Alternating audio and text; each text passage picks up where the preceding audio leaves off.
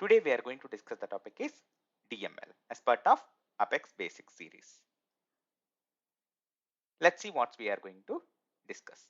We are going to discuss what is DML, what all the DML statements are there, and what are the database methods we have to perform the DML operations. Before we are going to start, let's have a great quote from Great Personality. We all want to be famous people, and the moment we want to be something, we are no longer free. Let's start our session. DML. DML stands for Data Manipulation Language. So what is data manipulation basically? It may be either inserting the data or creating the data into an object, or deleting the data, deleting existing data, or updating existing data, right? This is a part of data manipulation. So for that, what kind of things we have to do such kind of operations, either insert or update or delete? We are going to see. See, and again, let's say once again, DML stands for Data Manipulation Language, which is useful for manipulating data into your object, either insert or update or delete. And here Apex is a data focused language and is saved on the Lightning platform. Because of that, it has direct access to your data in Salesforce. Unlike other programming languages that require additional setup like JDBC or ODBC connections between the user interface or front end and back end to connect to the data sources, with Apex DML, you don't need to do such kind of things. As it has the direct access to the data, you can make DML operations very easily without having this kind of or without maintaining any connections. Okay. Now, DML statements. What kind of DML statements we have in Apex to perform the DML operations or data manipulation on your object? You have insert statement, update, upset, delete, undelete, merge statements. Each DML statement accepts either single object. That means either you can use these DML statements for manipulating a single record or list of records. But according to the best practices, you always need to, you always better to perform database operations on list of records if there is a list of records. But if there is a single record, then you need to perform on the single record only. Okay, but whenever there is a case, if you feel you have multiple records to be inserted, to be updated, then you always use collections to perform database operations.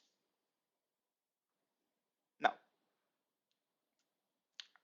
out of all those operations, all these statements, you know what is insert for inserting the record, update for updating the existing record, upset for inserting or updating the record with the single statement. How it can happen, we will see everything practically in next session. No worries. And delete will be helpful to delete the existing record, and delete to restore the deleted record from the recycle bin in your Salesforce instance. Merge will be useful for merging 3 records into 1 record. Everything you will see practically in the next session. See, let's see here. Let's have a theoretical knowledge on upset here. So the upset DML operation creates new records and updates a subject records within a single statement using a specified field to determine the presence of existing objects. It may be it will be external field, or otherwise if it finds the ID field, if there is no any field specified, if it finds any ID or if it finds any record ID, then it automatically updates the record. If there is no ID field, then it automatically insert the record with the upset statement. You will see this also in the next session practically. And as I told you, the merge statement merges up to 3 records of same object as object type into one of the record, deleting the others and reparenting any related records. This is how a merge statement works. And how a simple insert statement looks like. If you see here, account is your standard object API name. So when you want to insert any object, then you have to create an instance for that object with the object API name. In the case of standard object, you don't have underscore underscore C. You can have object API name like this, right? And you are creating an instance for your object, right?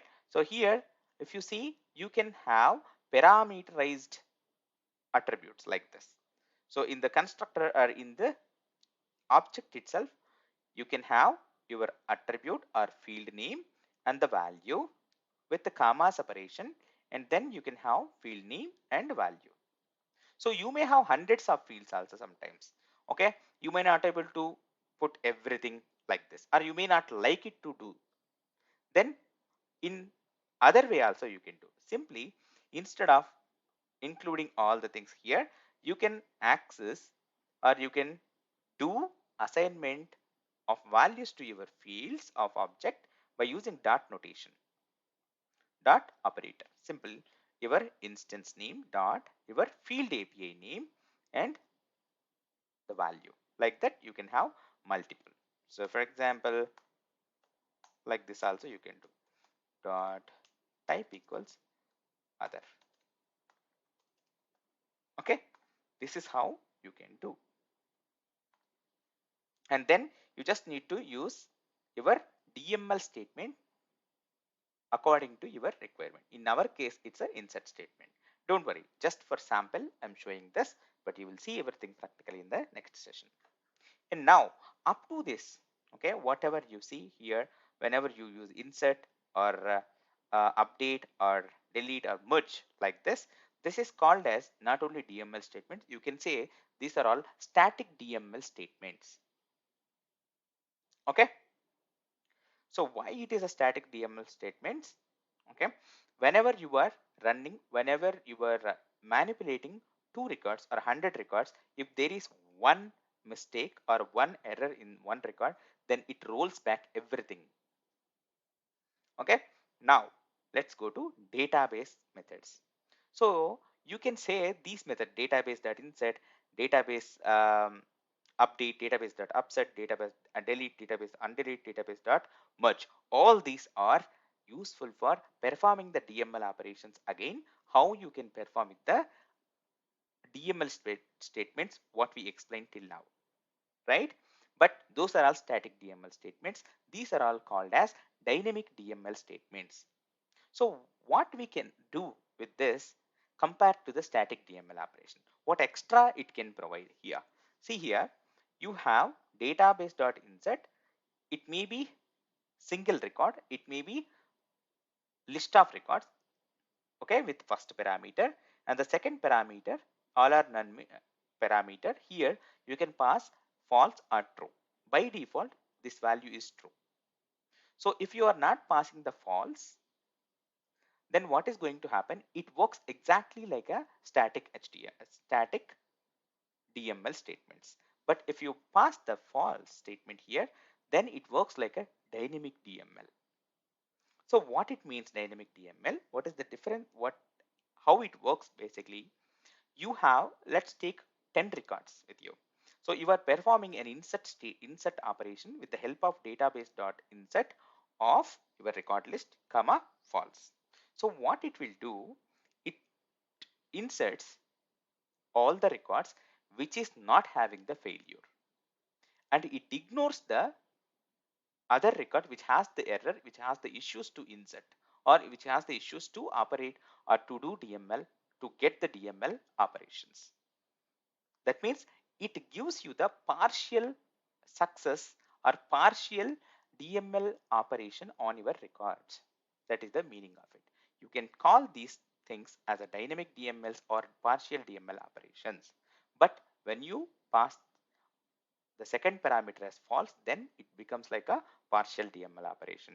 That means instead of giving you, or instead of rolling back everything with one error in the list of records, it processes all the records which doesn't have, which are not having any issues, it ignores the remaining records.